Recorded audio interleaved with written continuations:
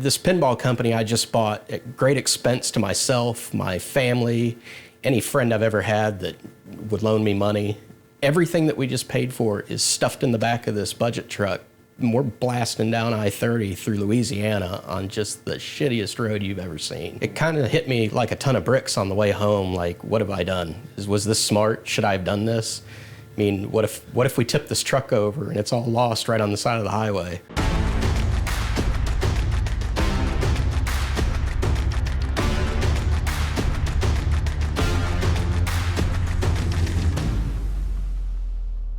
The first machine I remember having any time on was a Stellar Wars that a buddy of mine owned, and it was in his parents' house. And we were pretty young, but we were teenagers at least. And this was in the PS2 era, so that was usually the main attraction. And the pinball machine kind of sat over there and got neglected. But occasionally we played it, and I wasn't super interested, but I was very interested in looking inside it because I had never seen anything but arcade games and video games, and I was just really interested in how a pinball machine worked. So that led to being asked, can you fix it? And I said, well, maybe. So we got the worst tools you've ever seen and took apart the pinball machine, and we sort of fixed it. It was at least playable. I have no idea if it was 100%. It had a bunch of burned out lamps. We at least did that. We didn't have any rubbers, so we just played with dirty old, crummy, burnt up, melted rubbers. But it was a good old time, and that kind of led to, you know, I could probably get used to playing with pinball. And I didn't really think about it much until a few years later. My buddy Derek bought 2 pinball machines, and I thought he was nuts because they were total pieces of garbage, and they were sitting in like somebody's garage or house for years, and he pretty much just took them home and put them away.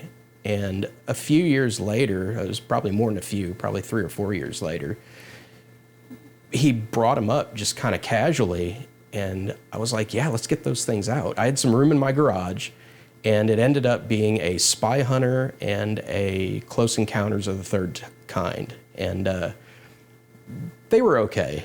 They were really beat up. The Gottlieb didn't work at all. It was missing parts. It had a bad board. But we eventually got both of them working here in this garage, and that kind of started the whole thing. So we eventually got bored with those 2 machines. I guess there was nothing left to fix on them, and I kind of got the urge to buy another one to fix, really, more than play. To play too, but really to fix. And we searched Craigslist, and at the time, pinball wasn't super hot. It was 2012, 2013, and we found a really nasty Star Trek, 79 Bally Star Trek, for pretty cheap on Craigslist, and it was in a record store in Denton. And we went up there and checked it out, and we ended up taking it home, and it was a basket case. It needed like everything, and I still have it. It's at my graphics shop, awaiting more upgrades. So we take this dirty old pinball machine, and we really hacked it together because we were just dying to see it run, if nothing else, if not play it. And after tacking some wires to the power supply board and doing some other really hacky things, we got it to run and play. And you know, you can always go back and fix things later, right? So as long as it's playable for now until it breaks the next time, it's good to go. So that kind of opened the box. I was looking at Craigslist every day. I had a search set up. I had alerts on eBay and Craigslist in multiple cities, and we found a black hole right here in Allen, and I called on it pretty quick because I was dying for a black hole. I just really liked that game. I had played it on, I think it was Pinball Arcade on PC, and was just really drawn to that game because it had that weird inverted lower play field and a whole bunch of flippers. So I was pretty surprised to find one in Allen, and the lady was very nervous about selling us a pinball machine for some reason. But she finally agreed to sell it to us, and we went and picked it up, and it was kind of a mess.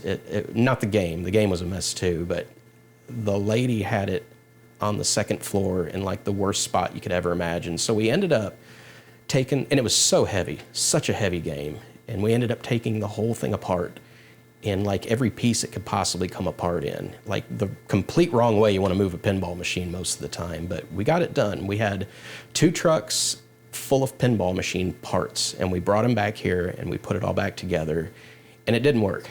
And it worked when we took it apart. So we messed with this thing for days, and come to find out it won't boot if you don't have the balls in the trough. I did not know that at the time about those System 1 Gottliebs, so that was a valuable lesson. I don't think I went to work the next day after we bought that game. I think I stayed home and played pinball all day, and that really started a spiral of pinball machine sickness that still continues. I still get super excited over new pinball machines, even if they're something that was made 30 years ago or something that was made last week.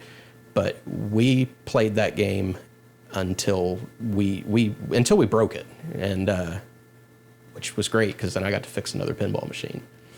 So then we discovered the Texas Pinball Festival, and it had been going on for years, and I had no idea. I had actually owned pinball machines and been into pinball for a good 2 years before we found out there was even a pinball festival. And once we got into the pinball festival, we took games and we sold a couple and we bought a couple, and we had a really good time, and we met a whole lot of really great people. We just kept going back every year and bringing more games. One of my friends that was kind of helping me make decisions on pinball, is this game good? Is this game good? What should I take to TPF? He had mentioned that he saw on Pinside that somebody was selling Titan Pinball. Wouldn't that be cool to own a pinball company?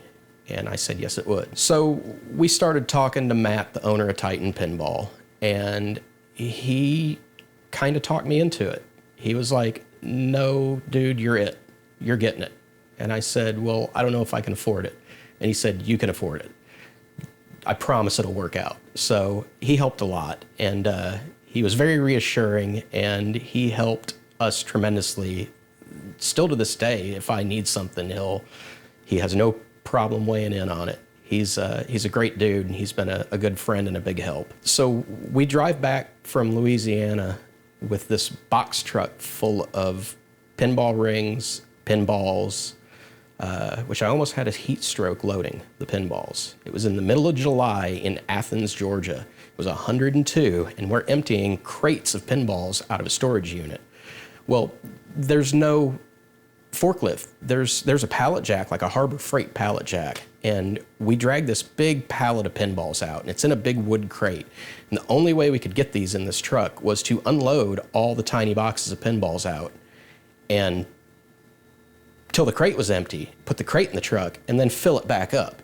So yeah, that was fun. So we're kind of operating by the seat of our pants here. We've got bins of rings everywhere. We were completely disorganized. We're trying to get new product here. We were out of LEDs, and we're just scrambling. And then on top of all that, the website starts acting kind of funny. Luckily, we got a really good friend with Titan that was willing to help us through almost anything, and a lot of you probably know Jimmy Lipham, and he is a fantastic friend and a great help with running Titan. He does pretty much everything. He designed the kit database, he maintains and upgrades the website. So after many, many conversations with Jimmy, we got so many things worked out and running better. And we're flying by now. We just have orders going out the door every day. Today we have 13 colors, over 50 individual different parts, 2 types of pinballs, many types of LEDs, some decal products, a bunch of hardware, and pin mats.